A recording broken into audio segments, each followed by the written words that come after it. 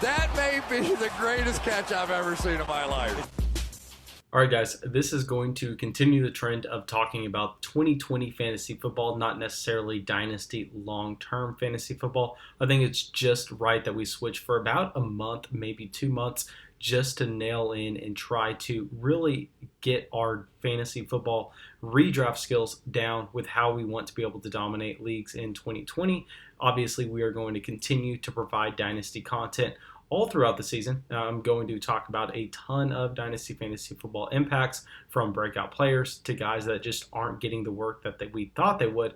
I think maybe I'm just going to try it out and talk a little bit more redraft on the YouTube channel and a little bit more dynasty on the Patreon side of the channel, because I know that's where the hardcore dynasty players are. They are already signed up for the Patreon, supporting the show. But nonetheless, let's go in and let's talk about some rookies that I don't think are going to be able to make a fantasy football impact in year one.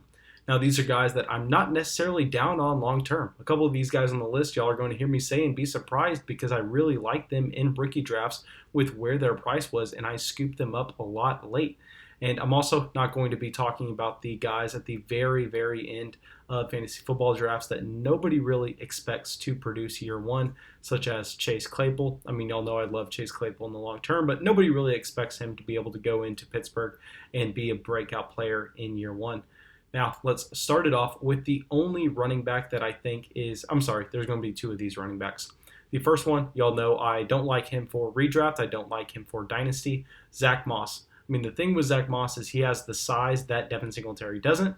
He has the pass-catching ability that I would argue is superior to Devin Singletary. I know a lot of people want to automatically assume that Devin Singletary is some great pass catcher because they saw him be really flashy against the Houston Texans down the stretch in 2019, and because he's a smaller running back, so similar to Phillip Lindsay, people automatically assume that he's a great pass catcher, where in both instances they are not. Where Zack Moss can actually catch the ball, and he does have the size, but I say it all the time. At the wide receiver position, I do not necessarily care about athleticism, but at the running back position, I do. So with Zack Moss, and he does not have the ability to make big plays, and he's playing in an offense that has Josh Allen, who, very similar to Cam Newton in his prime, I believe is going to vulture goal line touchdowns. I'm not too optimistic on Zack Moss's floor and ceiling combination for 2020. Maybe in the long term, if he can supplant Devin Singletary, he can end up being a low-end RB2, but I think it's going to be harder for him to be anything higher than that, and I'm not too excited about going out there and spending an 8th-round pick on Zack Moss. Now, a running back that I've actually been drafting a ton in Dynasty, but I don't really expect him to be an impact player year one, is A.J. Dillon. I think A.J. Dillon is going to do just enough to where Aaron Jones does not necessarily meet expectations. I think he's going to be able to get a ton of carries, but similar to Devin Singletary and why I'm not drafting him in 2020, I think A.J. Dillon is going to be seeing the grinder type carries. I think he's going to be seeing the carries between the 20-yard lines. And if A.J. Dillon was going to be able to profile to be a running back that was going to be able to take passing game work away from Aaron Jones, I would be a lot more excited about him in year one, whereas I don't think that's really in his range of outcomes. I think the best case scenario for A.J. Dillon is he's going to be able to be in a 60-40 split with Aaron Jones in terms of pure carries, but he's not going to come close to the amount of receptions. And we obviously know in terms of fantasy production, receptions are king and carries don't amount to much unless you are getting the goal line work, which is actually possible for A.J. Dillon. So A.J. Dillon was a guy that maybe I would be willing to go out there and invest in redraft leagues a couple weeks ago, but ever since he got his ADP rise over the past probably past month, I think that he's now reached a point where I don't think his year one production is going to quite match what most people are expecting. And this is coming from someone who's very bullish on A.J. Dillon in the long term. I think it's just too soon. And I think in 2021, that's when A.J. Dillon is going to shine. But as of now, I'm not going to be too excited about getting him in on my 2020 redraft roster. Now, let's switch to the wide receiver position. This was a historic wide receiver draft class. I can already go out there and say that I would be utterly shocked if we don't see a ton of impact players come out of this draft class. But at the same time, we can't expect everyone to make a day one impact, whether that's due to their skill set, whether that's due to their situation. Like I said with AJ Dillon, a lot of these guys I like in the long term. But short term, I have my questions, and I'm not necessarily willing to buy in on them making an instant impact their rookie season. We're going to start it off with T. Higgins. The problem with T. Higgins is, one, he's extremely young. I think this actually helps him in his long-term career projections. But if we look at for his rookie year, he's coming into an offense with Joe Burrow. They don't necessarily have a ton of time in training camp this offseason to get accustomed to each other. We already know that A.J. Green, Auden Tate, John Ross, and Tyler Boyd are already in that offense. So I think T. Higgins is purely an A.J. Green replacement for 2021. I think he's actually going to play behind A.J. Green, Auden Tate, and John Ross to start the 2020 season. Obviously, halfway through, I think it would be very surprising if he was not playing ahead of Auden Tate. But I think we are looking at his ceiling for the 2020 season being the wide receiver 3 on the Cincinnati Bengals team. And that's assuming a John Ross injury. That's assuming he supplants Auden Tate and he's playing behind A.J. Green and Tyler Boyd. Now, I know some people are going to say that he should be projected to play ahead of John Ross right away. And I would say maybe. I mean, that's probably a horrible, shitty statement by me. But what I mean by that is John Ross is a completely different kind of wide receiver than T. Higgins. T. Higgins is a slow, big-bodied wide receiver that's going to win with a completely different set of routes that John Ross is going to bring to the Cincinnati Bengals. And John Ross is going to bring something that A.J. Green does not offer, that Tyler Boyd does not offer, and he is a significant key member of the Cincinnati Bengals passing game until he gets injured.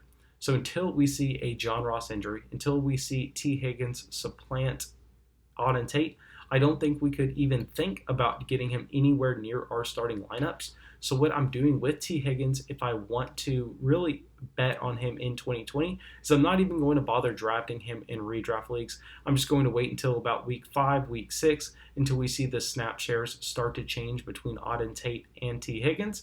Then you can go in there. Then you can make your waiver wire pickup. Now, another player that I actually really like in the long term, but short term I have my question marks, is Justin Jefferson.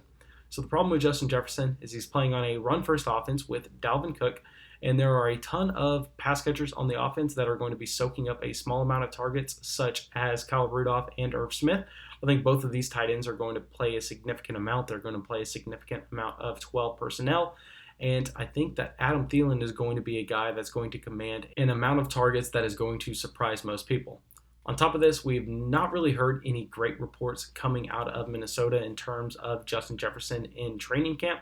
I think that we are going to be looking at Justin Jefferson being a guy that does not necessarily even have flex appeal in his rookie year. Once they cut Kyle Rudolph, I think they were going to transition to more of wide receiver heavy packages, and they were going to move Irv Smith to a more full-time tight end position rather than playing him in the slot more. And I know it sounds like a crazy take and does not make sense for most people. Maybe I'm just rambling and galaxy branding it, but nonetheless, I truly believe that Justin Jefferson is not going to be able to get on the field and make an impact day one in such a low volume offense, but I still like the player and I still like his long-term outlook. Now, another guy that I love the player, but I hate his situation is Jerry Judy. Jerry Judy's playing in an offense with Courtland Sutton, Noah Fant, KJ Hamler, Albert O, and Drew Lock. And Drew Lock is a wild card. Maybe Drew Lock is an above average quarterback, or maybe Drew Lock is one of the worst starting quarterbacks in the NFL. We just don't know yet, and anybody who says they do is either lying to themselves or they are lying to you. What I do like to see is I like this to see that the Denver Broncos are pretty much putting all their chips in on Drew Lock and saying that they're confident with him. That does make me feel a little bit better. But at the same time, until we see a significant sample from Drew Lock, I have a hard time projecting this offense to be an extremely high volume. So unlike CeeDee Lamb, where I think that CeeDee Lamb is actually going to be able to produce year one with other stud wide receivers around him, I think that Jerry Jeudy is going to have a hard time doing so with Courtland Sutton and Noah Fant there, just because I don't expect the production of the offense to be the same compared to Dallas and Denver. Now, two more wide receivers that people are excited about. Michael Pittman. Michael Pittman is a guy that I think he actually does have it in his range of outcomes to go out there and to perform in year one. But a couple things are going to happen. We're going to either have to see T.Y. Hilton completely fall off the face of the earth, which is possible. I mean, we saw that T.Y. Hilton's efficiency has drastically declined. He can't stay healthy, and it is possible that we just don't see him ever return to being the same player. And we're going to have to see Philip Rivers change his ways in quarterback. Maybe just because he's getting a significantly better offensive line, we can see Philip Rivers throw the ball down the field. But if we looked at Philip Rivers last season, I mean, it was ugly. He could only get the ball to his running backs out of the backfield, to his tight end, to Keenan Allen, who was running crossing routes. He could not hit Mike Williams deep. And I'm afraid that Michael Pittman is going to be asked to run these intermediate routes. And I don't think he's going to be asked to work towards the line of scrimmage so much with Nyheim Hines and Jonathan Taylor there. So it's going to concern me with Philip Rivers. I'm really hoping that in 2021 we see a QB upgrade for the Indianapolis Colts and we can project Michael Pittman to have a better role with a higher volume offense. But until then, I am doubtful that Michael Pittman is going to be able to make an impact his rookie season. Now, this last guy, I'm very perplexed of why so many people want to get him in Dynasty and in redraft leagues. Bryan Edwards. Bryan Edwards was a guy that has good numbers in college. I mean, he had a great freshman year, and he was one of the youngest freshmen in college football, I believe 3 years ago. But nonetheless, it does not necessarily matter. I mean, if you look at Bryan Edwards, he does have great numbers, but they are mainly running bubble screens around the line of scrimmage. We're looking at him dropping in an offense that is going to want to run the ball. They spent a first-round pick on Henry Ruggs. They have Tyrell Williams. They have Hunter Renfrow. They have a tight end who's going to command a significant amount of targets.